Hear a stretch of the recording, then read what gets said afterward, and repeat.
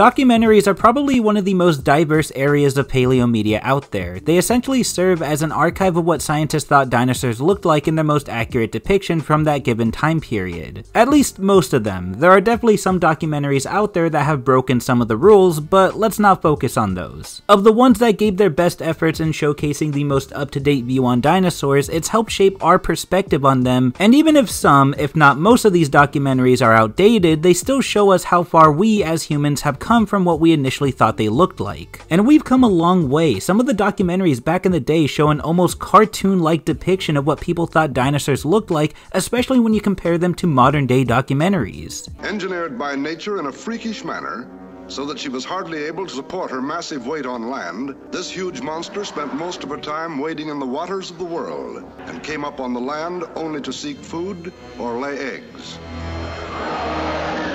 Regardless, it would be wrong of me to say that that's the extent of what those documentaries offered. They were obviously giving out whatever information on prehistoric life that they had at this point, which is something that we still do to this day. Who knows what information can be found on dinosaurs in the future that can change how we depict them now in modern documentaries. As interesting as this isn't the main focus of today's video. In this long timeline of documentaries, there obviously has to be a starting point. Out there somewhere is an original documentary that started this long line of paleo media that has led to masterpieces like Walking with Dinosaurs, Dinosaur Planet, Prehistoric Park, and several others. And I think I found it. Why I say I think I found it, I'll get into later. But for now, I want to go a little more in depth on the story behind the documentary known as 50 Million Years Ago. So before we get into the actual documentary itself, I want to go through the backstory a little bit, because the history and intentions behind it are interesting. For those of you that don't know, 50 million years ago was actually lost media at one point, and it was only recently found and preserved in 2015. The film was found by Dr. Robert J. Kiss in the Eye Film Museum in Amsterdam. The preservation, however, took place in Color Lab Corps in Rockville, Maryland, where the restoration was supervised by the Academy Film Archive and funded by a grant that the National Film Preservation Foundation had obtained for this project. With everything set up, they began the process, which would prove to be difficult because the only known surviving element of this film was a tinted 35mm nitrate print. And that's literally all they had to use for the preservation process. But it worked, for the most part at least. I don't know how this process works, nor am I even going to try to explain it, but basically they managed to save most of the movie, with the exception of one scene which I'm assuming had frames in it that were too hard to read and couldn't be maintained. So that's great, with the exception of that one scene, we pretty much have the full movie now, right? Well, kind of. So according to the National Film Preservation Foundation, this documentary originates from Germany, and the 8-minute short that we know as 50 Million Years Ago is actually just a repackaged American version of a longer German version, which as far as I'm concerned is still lost. So that version that was recovered in 2015 that was almost lost isn't even the original version of the film, but just the original version of the modified American film that was brought over from Germany. As far as what they cut from the original German version, I can't tell you, as there's just no information about it anywhere. And to be honest with you, I don't think we're ever going to be able to find any instance of this version anywhere. Because you have to keep in mind that movies made during this time were very poorly preserved. In fact, it's been stated that over 90% of movies made before the 1930s are lost forever, and this German version is said to have been made in 1924. So the chances of any elements of this film still surviving today is very slim. And this is why I mentioned earlier that I think this may be the first dinosaur documentary. In all honesty, it's hard to say. Dinosaur media has been made even years before this film, so the possibility of an even earlier dinosaur documentary could be very possible. But with the information that we have, I think it's safe to say that 50 million years ago is the earliest known documentary revolving around prehistoric animals. And we could at least be grateful that there even was a decision to release an American version of it. And that leads me to the next part of this segment, which is why we even have this version in the first place. And that was to simply capitalize off of certain events that were happening around this time. One of these events was the release of the 1925 silent film The Lost World, which, seeing how it was also about dinosaurs in a very similar style to that of 50 million years ago, gave this documentary a chance to capitalize on the interest of dinosaurs at the time. But this wasn't the only event that was happening around the time that would give 50 million years ago a boost in viewership.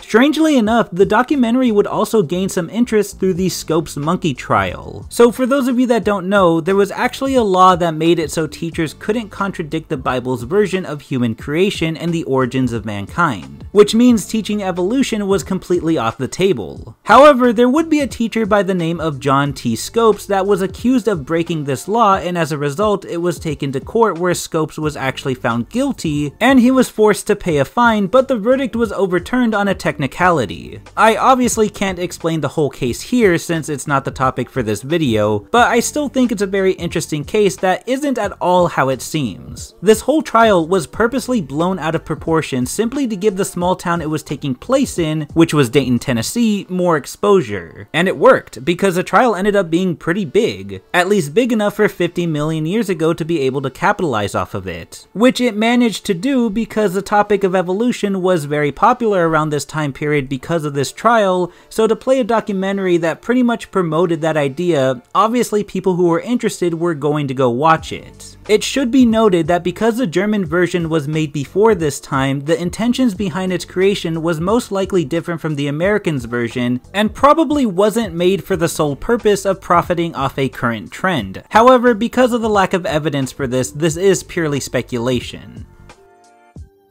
Now, as far as this documentary's story goes, it's definitely an interesting one. However, in terms of the documentary itself, it's pretty simple. The real treat of the documentary is seeing the claymation dinosaurs in all its stop motion glory, and even that's done pretty minimally. From the version of it that's available to us, the runtime is only about 8 minutes. But of those 8 minutes, we actually do get to see a variety of dinosaurs and other prehistoric animals. It starts with a brief introduction on the formation of Earth and life before dinosaurs before we see some examples of early life, starting with some jellyfishes and a primordial bug of some kind. Fun fact, its movements were achieved by making a paper cutout of the bug and making its legs jointed, giving it enough flexibility to be able to move it in a somewhat natural way. I mean, as natural as a stop motion cutout could be. Then we transition to a period in time the documentary calls the Chalk Age. At first, I thought this was a mistaken translation, but it's actually referring to the Cretaceous period, because apparently most chalk actually formed during this time period, which is why it's often associated with it. From here, the documentary starts showcasing the dinosaurs one by one, which come in the form of clay models in front of a prehistoric backdrop, starting with the Brontosaurus, then Iguanodon,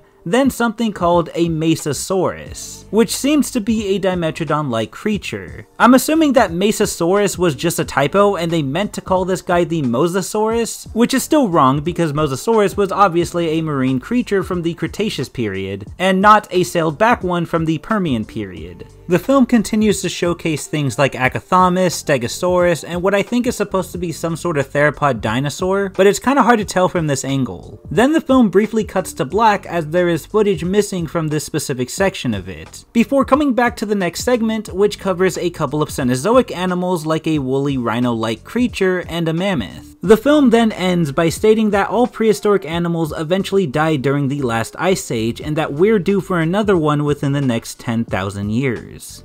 And that was the repackaged American version of 50 million years ago. So yeah, not a lot to the film itself, but the significance of it comes from its history and the fact that it serves as one of, if not the first dinosaur documentary to ever be created. Again, it's hard to tell given our knowledge of how movies were preserved in that time, very poorly, and while we still have enough available to us to get an estimate of how long this version of the film was supposed to be, along with what was supposed to be in it, it's hard to tell if the same can be said for the original German version. It should be noted that to adapt to the American market, the original version had to be cut down to a 1 reel length, which according to the internet, the length of a standard 35mm reel is about 1,000 feet, which offers somewhere between 11 and 15 minutes worth of footage depending on whether it's a sound film or a silent film. So if the original needed to be this length and needed to be cut down, we at least know that it was probably longer than 11 minutes. I'm only really adding that information because personally I find it very interesting that we are able to find out certain things about certain pieces of lost media just from the information that we have, even if it's just very minor details that really aren't all that important. Because really, this information is quite useless, as it doesn't really narrow anything down for us, not that there needs to be anything narrowed down, because this footage probably just doesn't exist anymore. Anyways, aside from the lost media side of this film, there are other aspects to this film to appreciate. Because this was a silent film, it seems that the people who preserved it wanted some music to accompany the visuals. So they had someone compose new music for it, which was made by film score composer Michael D. Mortilla, which offers a somewhat mysterious and curious tone to it, and it's very fitting for what's being depicted on screen. And of course, what's on screen are the real stars of the show, which are the claymation dinosaur models that are brought back to life using stop motion animation. While minimal and not to the same quality as something like The Lost World or 1933's King Kong, which is to be expected seeing how these were big budget movies for the time, it still managed to make the dinosaurs feel lifelike, giving them natural movements like tail swishes and having them interact with their environments, which gives it an appeal that I, and I'm sure many of you, still enjoy. The dinosaurs themselves have a very retro look to them, with their models being heavily inspired from paleo art made from Charles R. Knight, who had become a pretty strong influence with his iconic art style that has inspired all sorts of paleo media. But some of Knight's works were somewhat speculative since he made them during a time in which fossils were just being discovered in large quantities, so that would pass on to the media that used his works as inspiration, and that can also be seen in 50 million years ago. And that's pretty much all I have on this film. It's crazy to think that this was something that was lost for literal decades, and it's even crazier to think that there was a longer version of it at one point. Despite the fact that it might not be the most engaging film out there, especially since we've grown up in a time where documentaries have increased dramatically in quality, at least some of them, 50 million years ago is like a fossil, in which it tells us an interesting story of how it came to be, and how that story is really only the tip of the iceberg of the entirety of its existence. But regardless, it's a display of what people's perspective of dinosaurs were in the early 1900s. And I think that's an incredible thing to archive. Kinda makes me wonder how people 100 years from now would react to our current perspective of dinosaurs by just looking through the documentaries we have now. By then, Spinosaurus will probably be on its 20th reconstruction and look something like this. One can only hope.